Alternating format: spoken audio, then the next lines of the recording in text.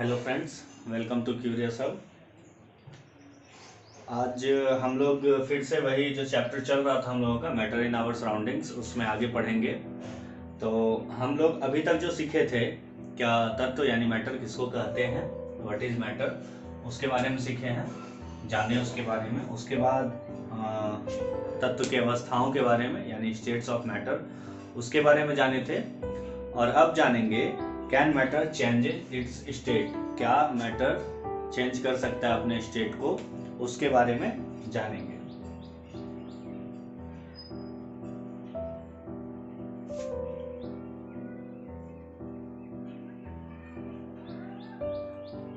Can matter change it's state यानी क्या कोई भी तत्व यानी कोई भी मैटर जो है वो अपनी अवस्था को बदल सकता है या नहीं, अवस्था को चेंज कर सकता है क्या या नहीं, इसके बारे में हम लोग जानेंगे।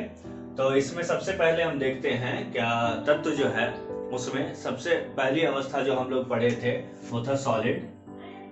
सॉलिड के बारे में पढ़े थे। उसके बाद वो आया था लिक्विड, उसके बाद आया था गैसेस स्टेट यानी गैस। ठीक है, तो अगर हम इसमें देखते हैं तो क्या वो सॉलिड से लिक्विड में और लिक्विड से गैस में बदल सकता है, या फिर गैस से लिक्विड में और लिक्विड से फिर सॉलिड में वो बदल सकता है या नहीं, इसको भी हम लोगों को देखना है। क्या वो चेंज कर सकता है अपने स्टेट को, अपने अवस्था को बदल सकता है या नहीं, इसके बारे में हम लोग जानेंगे।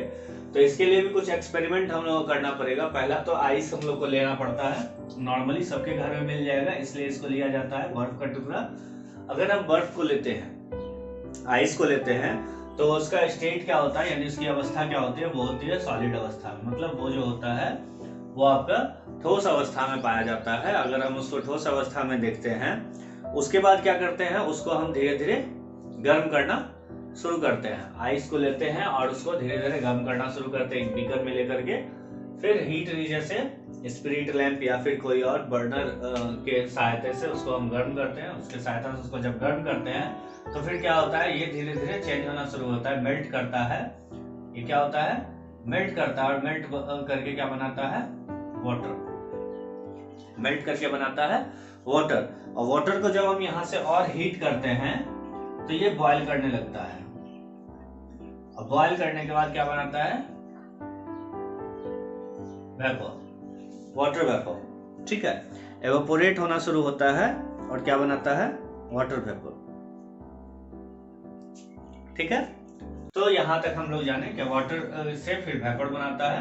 तो आइस से वाटर बना, वाटर से वेपर बना, तो सॉलिड से लिक्विड स्टेट में आया, लिक्विड स्टेट में आया। लिक्विड स्टेट के बाद क्या हुआ, गैस में बदल गया ये, तो गैस में बदला। ठीक, तो 3 स्टेट में आप देख लिए कि वो अपने स्टेट को चेंज कर सकता है। ठीक है, तो इससे आगे अब जानते हैं कि स्टेट चेंज करने में हम लोगों को हीट की आवश्यकता होती है, यानी उसको कुछ एनर्जी प्रोवाइड करना होता है। ठीक है, जब हम उसको एनर्जी प्रोवाइड करते हैं तब क्या होता है कि मेल्ट करना शुरू करता है। ठीक, तो मेल्ट कैसे करता है, हम लोग जानते थे कि काइनेटिक एनर्जी उसमें आती है। जब हम लोग उसको एनर्जी बाहर से जब उसको हीट करते हैं तो उसमें काइनेटिक एनर्जी जो है वो बढ़ना शुरू होता है। और जब काइनेटिक एनर्जी उसमें बढ़ना शुरू होता है तो क्या होता है, उसके जो पार्टिकल्स होते हैं, जो पार्टिकल सॉलिड में एकदम सटे सटे हुए थे, वो क्या करते हैं, वो धीरे धीरे वाइब्रेशन से वो उसके पास काइनेटिक एनर्जी बढ़ जाती है, जिसके कारण वो क्या करते हैं, वो मूव करना शुरू करते हैं। मूव करना शुरू करते हैं तो धीरे धीरे वो, और उसमें उसके बीच का स्पेस जो होता है वो एक टाइम ऐसा आता है जबकि वो अपने बीच के फोर्स ऑफ अट्रैक्शन को क्या करते हैं, ब्रेक कर देते हैं। ब्रेक करने के बाद क्या होता है, वो लिक्विड स्टेट में आता है। लिक्विड स्टेट आने के कारण क्या होता है, फिर वो फ्लो करने लगता है। ठीक है, ठीक वैसे ही और जब उसको हम हीट और देते जाते हैं, और जब हम उसको हीट देते जाते हैं तो उसका मॉलिक्यूल क्या होता है, और तेजी से काइनेटिक एनर्जी को प्रोसेस करता है, जिसके वजह से क्या होता है, वो और दूर होता चला जाता है। और दूर होने के कारण क्या होता है, वो धीरे धीरे गैसेस स्टेट में आता है, गैस के फॉर्म में आ जाता है, और फिर वो अपने स्टेट को चेंज कर लेता है। ठीक है, तो इसके बीच में एक आपका आ रहा है मेल्टिंग पॉइंट। ठीक है, तो मेल्टिंग पॉइंट किसको कहते हैं, मेल्टिंग पॉइंट किसको कहेंगे, मतलब गलनांक। ठीक है, पहला आएगा गलनांक,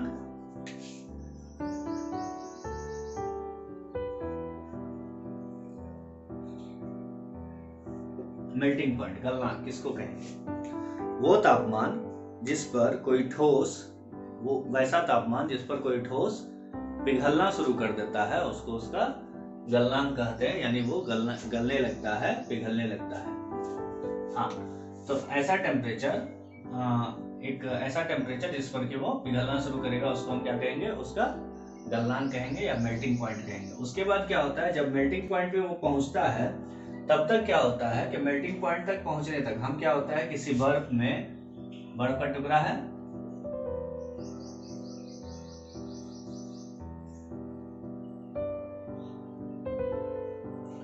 एक बर्फ का टुकड़ा है, ठीक है, इसको हम हीट दे रहे हैं।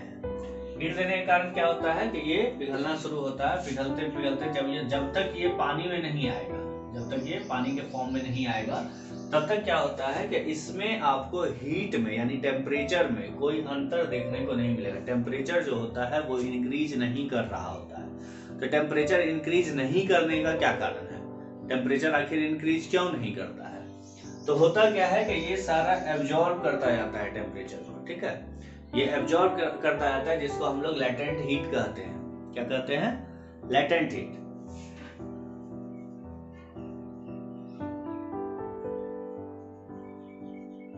वो जो एब्जॉर्प्शन होता रहता है हीट का, उसको हम लोग लेटेंट हीट कहते हैं, और वही धीरे धीरे जमा होता रहता है अंदर। फिर जब वो पिघलता है तो फिर वहां से टेम्परेचर राइज करना स्टार्ट करता है। जब वो फिर से वाटर में बन जाएगा, जब आइस पिघल करके वाटर में मेल्ट होकर के वाटर बन जाता है, तब वहां से वो फिर राइज करना शुरू करेगा। लेटेंट हीट इसी को कहते हैं। मतलब वो जो टेम्परेचर एक साथ जमा होते जा रहा है आपका, जो राइज नहीं हो पा रहा है, उसको लेटेंट हीट कहते हैं। हाँ, तो लेटेंट का मतलब क्या होता है? लेटेंट का मतलब होता है हिडन।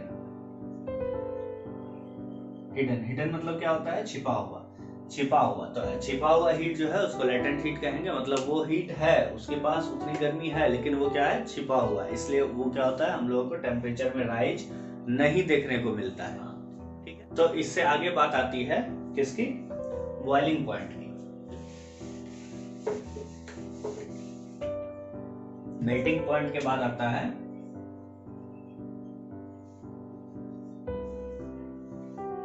Boiling point. तो बॉइलिंग पॉइंट में क्या होता है? ऐसा टेम्परेचर, वो टेम्परेचर जहां पर कि कोई भी लिक्विड आकर उबलना शुरू कर देता है, मतलब वो अपने स्टेट को चेंज करने लगता है, वेपर स्टेट में आता है। जो भी उसके अंदर फोर्स ऑफ अट्रैक्शन रहता है, उस पूरे फोर्स ऑफ अट्रैक्शन को ब्रेक कर देता है, और फिर उसके पार्टिकल के बीच में कोई भी फोर्स ऑफ अट्रैक्शन नहीं रह जाता है, तो उसको हम लोग कहते हैं बॉइलिंग पॉइंट। ऐसा टेम्परेचर जिस पर कि कोई भी उबलने लगता है, ठीक है, उबलने लगता है लिक्विड, और फिर वो क्या होता है? गैसेस स्टेट में चेंज होने लगता है, वो गैस में बदलना शुरू कर देता है, तो उसको हम लोग कहते हैं उसका बॉइलिंग पॉइंट, ठीक है। एक बात और, लेटेंट हीट जो था, लेटेंट हीट में क्या है? क्या लेटेंट हीट में 1 kg किसी भी सॉलिड को जो बदलने में 1 kg सॉलिड जो है, 1 kg ऑफ सॉलिड को बदलने में यानी लिक्विड बनने में जो हीट लगता है, जो हिडन हीट लगता है, जो छिपे हुए गर्मी का जो रिक्वायरमेंट होता है, वो जो रिक्वायर्ड हीट होता है, उसको हम लोग कहते हैं लेटेंट हीट ऑफ फ्यूजन। उस हीट को कहते हैं लेटेंट हीट ऑफ फ्यूजन। मतलब एटमॉस्फेरिक प्रेशर जो है, उसमें अगर 1 kg कोई भी सॉलिड है, वो जो लिक्विड में बदलता है, तो जो रिक्वायर्ड हीट है उसको हम लोग कहेंगे लेटेंट हीट ऑफ फ्यूजन। और सेम एज अगर हम इसमें देखते हैं बॉइलिंग पॉइंट वाले सेक्शन में, तो जो आपका लिक्विड बनेगा, और फिर लिक्विड से जो आपका बॉइलिंग पॉइंट पे जाकर के वेपर में स्टेट में चेंज होगा, यानी गैसेस स्टेट में आएगा, तो वहां पे जो कहलाता है latent heat of vaporisation. Latent heat of vaporisation वो कहलाएगा। तो मतलब उतनी ऊष्मा की आवश्यकता है जितने में कि वो उबलने लगे। मतलब 1 लीटर पानी या 1 kg पानी, अगर 1 लीटर लिक्विड को अगर हम कहते हैं, 1 लीटर अगर किसी लिक्विड का है, तो उसको उबलने के लिए यानी गैस में बदलने के लिए, टू कन्वर्ट इनटू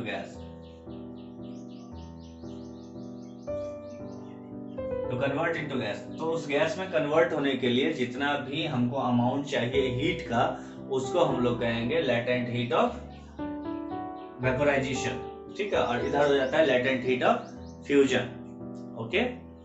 उसके बाद तो इस चीज से साबित होता है कि हम लोग मैटर को बदल सकते हैं, किसी भी तत्व को हम उसकी अवस्था को, तत्व की अवस्था को बदला जा सकता है उसमें हीट दे करके, हीट को जनरेट करके हम उसको बदल सकते हैं। हाँ, अगर उससे हम हीट को निकाल लें, एब्जॉर्ब करने का प्रयास करें, यानी उसको कूल डाउन करें, तब क्या होगा, गैस से वो लिक्विड स्टेट में आएगा और लिक्विड से फिर वो सॉलिड स्टेट में आ जाएगा। ठीक है।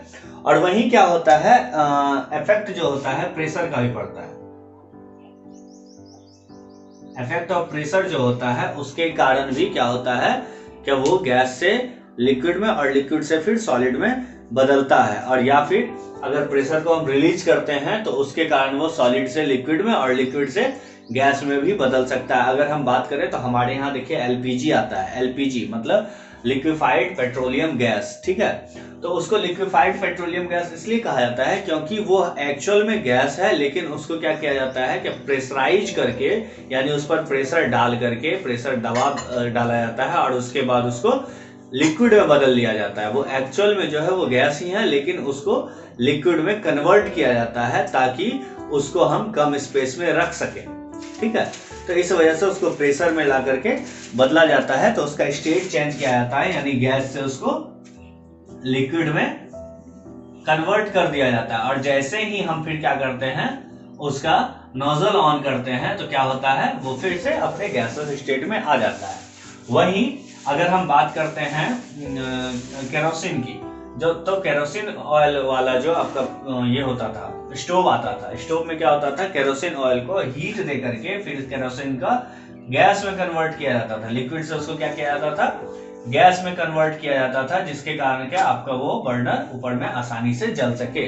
या फिर स्पिरिट लैंप में भी वैसा ही होता है कि वो फिर क्या होता है, धीरे धीरे गैस में बदलता रहता है और जलता रहता है। ठीक है।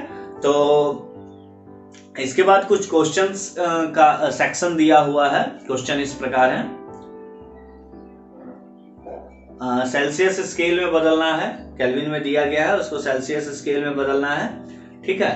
तो आप अगर चैप्टर को अच्छे से पढ़ रहे हैं तो वो आपको मिल जाएगा। इसमें जो है बताया गया है कि कैसे कन्वर्ट करना है आपको। जो है टेम्परेचर जो होता है, अगर वाटर के लिए देखा जाए 100 डिग्री सेल्सियस पे अगर देखते हैं तो 100 डिग्री सेल्सियस पे जो है क्या होता है कि 373 केल्विन का टेम्परेचर होता है। वहीं अगर इसको 0 डिग्री सेल्सियस पे लेते आते हैं तो वो 273 केल्विन का होगा। ठीक है। तो उस हिसाब से हम देख सकते हैं, यानी 0 डिग्री सेल्सियस पे क्या होता है, 273 केल्विन होता है, और 100 डिग्री सेल्सियस पे 373 केल्विन का टेम्परेचर होता है।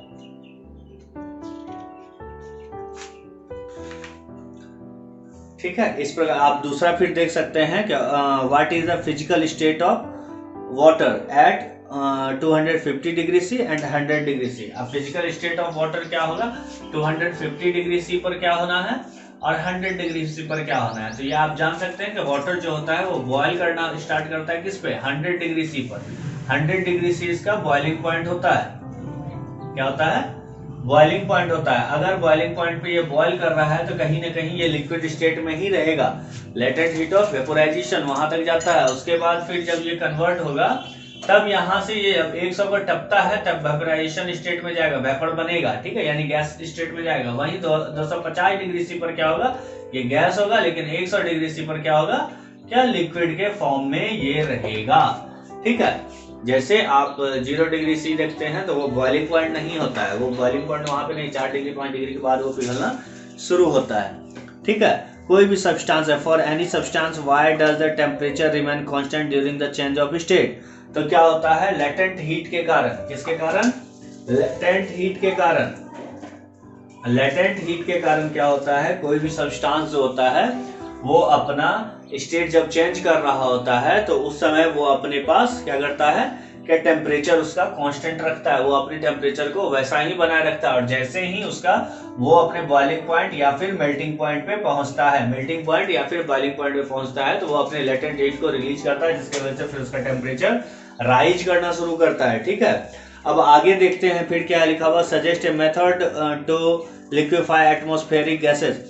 एटमॉस्फेरिक गैसेस को लिक्विफाई करने का क्या मेथड है, किस मेथड से हम उसको लिक्विफाई कर सकते हैं। तो अभी मैंने बताया था प्रेशर, प्रेशर के जरिए, यानी उस पर अगर हम दबाव डालें तो दबाव डालने के बाद क्या होगा कि वो लिक्विफाई किया जा सकता है, उसको हम लोग लिक्विफाई कर सकते हैं। उसके बाद आता है एवोपोरेशन। एवोपोरेशन का मतलब तो आप लोग जानते हैं, वाष्पीकरण। वाष्पीकरण करने के लिए क्या होता है, हम लोग जानते हैं कोई भी फैक्टर जो एवोपोरेट करने में मदद करता है, पहला होता है हीट, दूसरा होता है ह्यूमिडिटी इन एटमॉस्फेयर। एटमॉस्फेयर में ह्यूमिडिटी की मात्रा क्या है, हीट कितना है यानी टेम्परेचर क्या है, ह्यूमिडिटी कितनी है, इसके कारण फ्लो ऑफ एयर क्या है, उसके कारण मतलब एटमॉस्फेयर में वाटर का कितना मात्रा है। अगर वाटर कम रहेगा एटमॉस्फेयर में तो वो उतना जल्दी एवोपोरेट होगा। गर्मी के मौसम में इन समर सीजन क्या होता है, समर सीजन में क्या होता है, जल्दी जल्दी एवोपोरेशन होता है।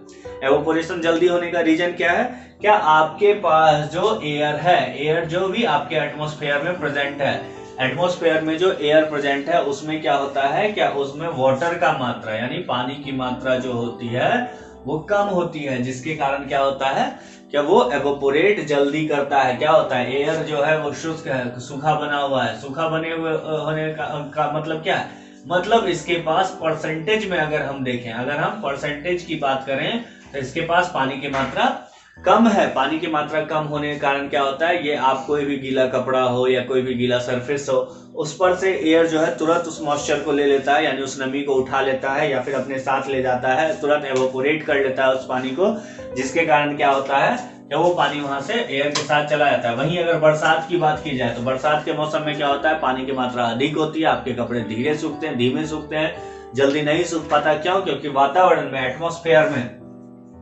एटमॉस्फेयर में क्या होता है, पानी की मात्रा पहले से ही अधिक होती है, वहां ह्यूमिडिटी ज्यादा होने के कारण क्या होता है, आपका जल्दी सूख नहीं पाता। ठीक है, कपड़े सूख नहीं पाते। उसके बाद आता है फैक्टर अफेक्टिंग एवोपोरेशन। एवोपोरेशन को कौन कौन से फैक्टर जो है अफेक्ट करते हैं। ठीक है, पहला तो एवोपोरेशन के लिए जितना बड़ा सरफेस एरिया होगा, सरफेस एरिया अफेक्ट करता है। क्या, सरफेस एरिया अफेक्ट करेगा। एवोपोरेशन के लिए जितना बड़ा सरफेस एरिया होगा उतना जल्दी एवोपोरेशन होगा। क्यों, क्योंकि उसको खुले रूप में बोलिए तो हीट एब्जॉर्ब करने के लिए ज्यादा सरफेस मिल गया, ज्यादा बड़ा सा एरिया मिलता है, इस वजह से। दूसरी बात होती है क्या, उसमें एयर का फ्लो अच्छे से हो पाएगा यहाँ से वहां तक, इस वजह से भी होता है। दूसरा आता है क्या, इंक्रीज इन टेम्परेचर। टेम्परेचर जैसे जैसे बढ़ेगा वैसे वैसे एवोपोरेशन क्या होगा, वो भी तेजी से बढ़ता जाता है। ठीक है, उसके बाद आता है डिक्रीज इन ह्यूमिडिटी। ह्यूमिडिटी जैसे जैसे डिक्रीज करेगी, अभी मैंने कहा था ह्यूमिडिटी मतलब presence of water in air. Air में वाटर का प्रेजेंस क्या है उस पे भी डिपेंड करता है। अगर एयर में ह्यूमिडिटी कम है, यानी जैसे जैसे डिक्रीज करेगा ह्यूमिडिटी, यानी पानी की मात्रा नीचे गिरेगी हवा से, तो वैसे वैसे क्या होगा, सरफेस एरिया बड़ा है, आपका टेम्परेचर क्या है वो चढ़ रहा है, और साथ में क्या हो रहा है, क्या ह्यूमिडिटी डिक्रीज कर रहा है, यानी पानी की मात्रा कम होते जा रही है। तो क्या होगा, क्या आपका वहां पे एवोपोरेशन तेजी से होगा। ठीक है, और जैसे जैसे विंड स्पीड होगा, यानी स्पीड इन विंड,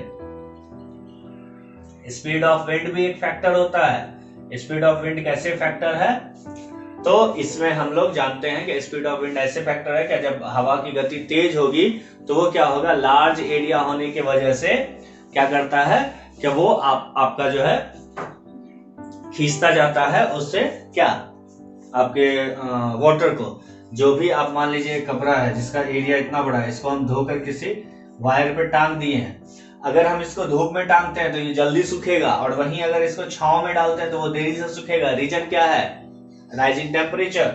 हम सिंपल सी बात करें, एक छाता जो होता है, एक छाता 4 से 5 डिग्री सेल्सियस का जो है तापमान में अंतर दे देता है।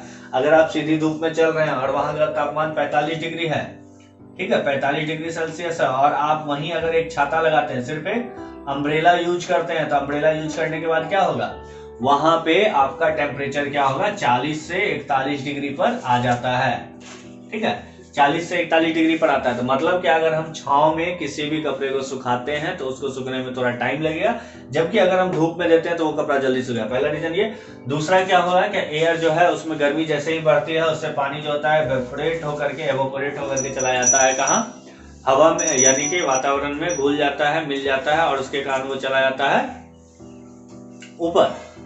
यानी कि बादल बनाने के लिए, और ऊपर हल्का जितना होता जाएगा, गैस क्या होता है हल्का होता है, जितना जल्दी जल्दी पानी वेपर में बदलेगा वो क्या होगा ऊपर जाता जाएगा, और इस वजह से वो बादल बनाने के लिए चला जाता है और हमारा क्या होता है खाली हो जाता है नीचे का एटमॉस्फेयर। और उसके वजह से क्या होता है फिर आपका एटमॉस्फेयर खाली होने की वजह से क्या होता है फिर से वो आपका गेन करेगा नीचे से वाटर को, वाटर मॉलिक्यूल को वो फिर से गेन करना शुरू करेगा, वाटर के जो भी वाटर उसको मिलेगा जहां से भी उसको वो गेन करना शुरू होता है। ठीक है, तो उसके बाद है कि एवापोरेशन कैसे ठंडक प्रदान करता है। ठीक है, तो क्या होता है कि जब हम कुछ देखिएगा आप एसीटोन जो होता है, नील पॉलिश में भी पाया जाता है एसीटोन, या फिर पेट्रोल की अगर बात करें तो आप पेट्रोल हाथ में लेते हैं, तो उन सबको जब हम लेते हैं, आजकल सैनिटाइजर हाथ में हम लोग सैनिटाइजर लेते हैं, तो उस सबको जब हम हाथ में लेते हैं तो क्या होता है वो क्या होता है जैसे ही हमारे शरीर का हीट उसको मिलता है, जैसे ही गर्मी हमारे शरीर की मिलती है वो क्या करता है हमारे शरीर के हीट से उसको क्या होता है एनर्जी मिलने लगता है, और उसके बाद क्या होता है वो तुरंत एवोपोरेट कर जाता है। एवोपोरेट करने के बाद क्या होता है हमारे पाम को ठंडक महसूस होती है। क्यों? क्योंकि ये जो हमारे हथेली पर जो गर्मी थी वो गर्मी क्या होता है वो गर्मी वो लेकर के निकल गया। कौन? जो उसमें जो हमने एसीटोन लिया था, या फिर आपके पास जो पेट्रोल था हाथ पे, या फिर जो आपने सैनिटाइजर लिया, उसके कारण क्या हुआ कि वो हीट को वो एब्जॉर्ब किया, और एब्जॉर्ब करने के बाद क्या हुआ लेटेंट हीट ऑफ वेपोराइजेशन किया, उसके बाद वो सारे हीट को लेकर के एब्जॉर्ब करके वो वेपर में कन्वर्ट हो करके निकल गया। उसके बाद क्या होगा इस वजह से हम लोग को अपने पाम पे, अपने तलती पर, हथेली पर क्या होगा कि हम लोग को ठंडक महसूस होगी। ठीक है, अब क्या होता है क्या आप देखिएगा क्या जब गर्मी का मौसम आता है आप लोगों के यहाँ भी ऐसा होता है कि छत पर शाम के समय में या फिर दिन के समय में, या फिर आप जब आपका फ्लोर है उसको भी गीला करते हैं, गीला करने के पीछे रीजन क्या है? रीजन ये है कि जैसे ही वो जो हॉट है, ये मान लीजिए आपका फ्लोर जो है वो क्या है क्या गर्म बना हुआ है, यहाँ बहुत ज्यादा गर्मी है, और जब आप इस पर क्या करते हैं पानी डालते हैं, जब आप इस पर पानी डालते हैं तो क्या होता है कि इसके जो हीट है, इस हीट के वजह से क्या होता है वो वाटर जो हमने उस पर डाला है वो वाटर उस हीट को एब्जॉर्ब करके, उस एब्जॉर्प्शन के कारण क्या होता है उस वाटर के कारण वो वाटर जो है उस हीट के कारण क्या होता है वेपर में कन्वर्ट होता है, और वेपर में कन्वर्ट होकर क्या करता है लेकर के उड़ जाता है उस हीट, वहां से हीट निकल जाती है, जिसके बाद क्या होता है कि ये आपका कूल डाउन रूफ या फिर आपका जो फ्लोर है वो कूल डाउन होता है, ठंडा होते जाता है। ठीक है, और वहां क्या होता है लेटेंट हीट ऑफ वेपोराइजेशन देखने को हमको मिलता है। इसके हिसाब से आप अपने डेली जो आप रोजमर्रा की जिंदगी देखते हैं, अपना डेली जो आपका जीवन चल रहा है, लाइफस्टाइल जो है, उसमें भी आप देख सकते हैं कि कहाँ कहाँ latent heat of fusion, latent heat of evaporation होता है। ठीक है, तो अब कहता है कि हम लोगों को कॉटन कपड़े क्यों पहनने चाहिए गर्मी में। कॉटन कपड़े गर्मी में पहनने के पीछे का रीजन क्या है? तो रीजन ये है कि कॉटन कपड़े अगर हम पहनते हैं तो उसमें होता ये है कि हमारे कॉटन कपड़ों में एब्जॉर्प्शन जो होते हैं, मतलब स्वेट का एब्जॉर्प्शन जो होता है वो अच्छा होता है, वाटर होल्डिंग कैपेसिटी होती है कॉटन के पास, वो होल्ड कर सकता है वाटर को। इस वजह से क्या होता है जब वाटर वो होल्ड करता है तो क्या होता है कि वो पानी अपने पास बचा कर रखता है, और जब हम गर्मी में यानी धूप में कहीं निकलते हैं या फिर गर्म हवा के झोंके हमारे शरीर में पड़ते हैं तो वहां लेटेंट हीट ऑफ वेपोराइजेशन होता है, और वो क्या होता है कि हमारे हीट को यानी वातावरण वाला का जो हीट है या फिर हमारे शरीर से निकलने वाली गर्मी जो है उसको वो क्या करता है, उस जो अब हमारा स्वेट है तो उसको वो वेपर बनाने का काम करता है। जब वेपर बन के वो निकलता है तो उसकी वजह से क्या होता है वो हमारा शरीर जो है कूल डाउन होता है, या फिर वो कपड़ा कूल डाउन होता है, जिसकी वजह से हमको वो कपड़ा ठंडा फील होता है। ठीक है, इस वजह से कहा जाता है कॉटन कपड़ा पहनना है। वहीं अगर नायलॉन या रेयन का कपड़ा रहेगा तो उसके पास वाटर होल्डिंग कैपेसिटी होती नहीं है। अगर वाटर होल्डिंग कैपेसिटी नहीं है तो वो कपड़े क्या होंगे, क्या वो वाटर को होल्ड नहीं कर पाएंगे, जिसकी वजह से उसमें हवा भी आर पार नहीं हो पाता, जिस वजह से उसमें क्या होगा सिंथेटिक फाइबर होने के कारण गर्मी बहुत ज्यादा लगेगी। ठीक है, और वहीं अगर बात करते हैं कि आप देखिएगा समर सीजन में क्या होता है, क्या आपको कहा जाता है कि लाइट रंग के कपड़े पहने, डार्क रंग के नहीं। जैसे मैंने अभी ब्लैक पहना हुआ है, अगर इसको पहन के आप धूप में जाते हैं, और व्हाइट कलर का शर्ट है उसको पहन के धूप में जाते हैं, तो दोनों में क्या होता है कि आपको ब्लैक कलर में जो होते हैं गर्मी ज्यादा लगेगी। वजह क्या है? क्योंकि ये जो है हीट को एब्जॉर्ब करने का काम करेगा, वहीं वो जो है रिफ्लेक्ट करने का काम करता है। इस वजह से ये लाइट चैप्टर में आप पढ़ेंगे। और क्या है जब हम लोगों के पास आप देखे होंगे कि गर्मी के समय में आपको एक गिलास पानी दिया जाता है, ठीक है, एक गिलास पानी दिया जाता है जो कि ठंडा पानी है, इसमें पानी भरा हुआ है जो कि क्या है, कोल्ड वाटर है। गर्मी के समय में अक्सर आप कहीं जाइएगा, किन्हीं के भी यहाँ जाते हैं, तो वहाँ क्या आपको पानी जो दिया जाता है वो आपको फ्रिज का पानी या फिर बर्फ डाला हुआ पानी दिया जाता है, यानी कि वो कोल्ड वाटर होता है। कोल्ड वाटर होने के कारण क्या होता है, जब हम चाहे वो स्टील का ग्लास हो या कांच का ग्लास हो, यानी ग्लास का ग्लास ही, टम्बलर ऐसे कहिए या फिर ग्लास कहिए, वो है, तो उसमें हम लोग क्या देखते हैं, लिटिल लिटिल ड्रॉपलेट्स यानी पानी की छोटी छोटी बूंदे हमको ग्लास के सरफेस पे नजर आती हैं, यानी बाहर से ग्लास पे। तो ऐसा नहीं है कि स्टील के ग्लास में जो है कांच या फिर कांच के ग्लास में छेद हो गया, अंदर का पानी बाहर आ गया, ऐसा कोई भी लॉजिक ऐसा नहीं है। बात ये है, एक्चुअल क्या होता है कि हमारे एटमॉस्फेयर में, यानी कि हमारे वातावरण में, जो वायुमंडल में जो एयर है, जो यहाँ हवा है, हवा के पास क्या है, कुछ ना कुछ नमी है, ह्यूमिडिटी होती है। ह्यूमिडिटी की मात्रा भले ही कम हो जाए लेकिन ह्यूमिडिटी है। उस वजह से क्या है कि ये यहाँ पे वेपर स्टेट में है, वेपर यानी कि गैस स्टेट में है। गैस स्टेट में होने के कारण क्या होता है, जैसे ही उस ग्लास के पास यानी उस ठंडे पानी वाले ग्लास या टम्बलर के पास से जब हवा पास करता है या क्रॉस करता है, तो एयर फ्लो होने के कारण क्या होता है, इसमें जो मौजूद हमारा वेपर है वो वेपर इस ग्लास में सटते के साथ, यानी उस ग्लास के पास आते हैं, ग्लास ठंडा होने के कारण क्या होता है, ग्लास में सटने के साथ ही वो वेपर जो है वो पानी में बदल जाता है। पानी बदलने के कारण इसको एक सरफेस चाहिए, फिर पानी को वो सरफेस मिलता है, ये ग्लास का ऊपरी हिस्सा, जिसपे कि पानी की छोटी छोटी बूंदे हमें नजर आती है। तो उससे हम लोग ये सोचते हैं कि ये ग्लास ठंडा होने की वजह से अंदर का पानी बाहर नहीं, ऐसा कुछ नहीं है, अंदर का पानी बाहर नहीं आया है भैया, वो एटमॉस्फेयर का यानी एयर में प्रेजेंट जो वाटर वेपर था वो अपने स्टेट को चेंज किया है और वो बदला है किसमें, पानी में। लिटिल ड्रॉपलेट्स ऑफ वाटर हमको वहां पे देखने को मिलता है, ठीक है। अब दूसरा क्वेश्चन का सेशन है, why does a desert cool better on a hot dry day.